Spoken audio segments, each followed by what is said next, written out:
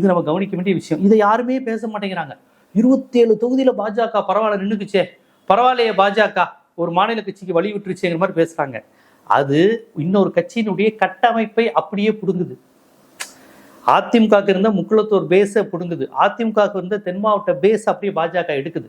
மேற்கு மண்டலத்துல 2 பேரும் ஓரளவு ஈக்குவலா இருக்கிறாங்க. அங்க அவர் கொஞ்சம் குறைவாவே தள்ளி இருக்கிறாரு. ஆனா தென் மாவட்டத்தை முழுமையா எங்களுக்கு கொடுங்கன்னு வாங்கியிருக்கிறாங்க. இப்ப நீங்க வாங்கியிருக்கிறாங்க. இன்னொரு புறம் எடப்பாடி பண்ணியிருக்கிறது, நான் தனியாவே பேசுறேன். அமைச்சர்களுக்கு எதிரா அதிமுக நிக்கல. திமுக பெரிய புள்ளிகளுக்கு எதிரியா அதிமுக தான் நிக்கணும். திமுகவின் பெரிய புள்ளிகளுக்கு எதிரா கூட்டணி கட்சிகளும் வாசனு பிஜேபின்னு தள்ளி விட்டுருக்காங்க. அப்ப எவ்வளவு பெரிய காமெடி பாருங்க. அப்ப திமுக ஜெயிக்கட்டும்னே பல்வேறு தொகுதிகளை திட்டமிட்டு எடப்பாடி பண்ணியிருக்கிறாங்க. இந்த பின்னணி அரசியலும் பேசுறேன். பாஜக வாங்கி இருக்கக்கூடிய அந்த தொகுதிகள் அது பின்னணியை பத்தி நான் பேசுறேன், கேளுங்க. தென் மாவட்டங்கள்ல பாஜக 15 தொகுதிங்க, எழுதி வச்சுக்கோங்க. 15 தொகுதி. கன்னியாகுமரியை விடுங்க. கன்னியாகுமரியில கொடுத்ததை நான் பெரிய விஷயமா பேச மாட்டேன். கன்னியாகுமரி அவங்களுக்கான இடம், பாஜக அங்க அதிமுக எம்ஜிஆர் காலத்திலேயே ஒன்றும் கிடையாது.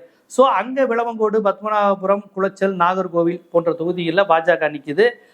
வாசன் ஒரு கிள்ளியூர்ல தாமரச்சந்தில் நிற்கிறாரு. வாசன் காமெடி தனி காமெடி, அதை நான் பின்னாடி பேசுறேன். திருநெல்வேலி மாவட்டத்தில் ராதாபுரத்தில் பாஜக நிற்குது. ராதாபுரம். தூத்துக்குடி மாவட்டத்தில் ஸ்ரீவைகுண்டம் அதிமுக கோட்டை. தென்காசி மாவட்டம் வாசுதேவநல்லூர். ஹிஸ்டரி எடுங்க, பக்காவா அதிமுக பெல்ட் அது வாசுதேவநல்லூர்.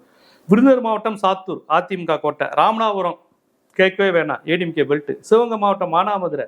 மதுரை மாவட்டம் மதுரை தெற்கு. புதுக்கோட்டை மாவட்டம் 96ல் ஜெயலலிதாவே பர்கூர்ல தோத்து போன போது கூட ரெட்டலை சார்பா 4 சீட்டு ஜெயிச்ச புதுக்கோட்டை மாவட்டம்.